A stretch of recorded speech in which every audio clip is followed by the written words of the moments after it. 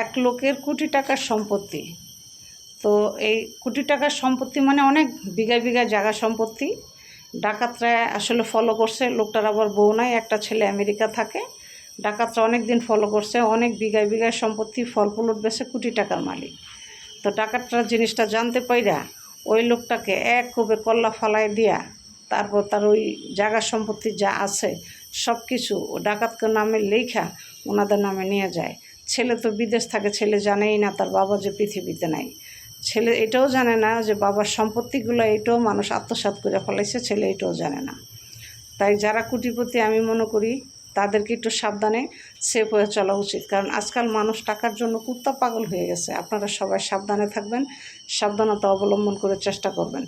আর এখন ডাকাতের উৎপাত অনেক বেশি হয়ে গেছে। ডাকাত কারে মারবে কারে খাবে এটা মানে কিছু করতে চোখে মুখে কিছু দেখে না। আপনারা সাবধানে থাকবেন।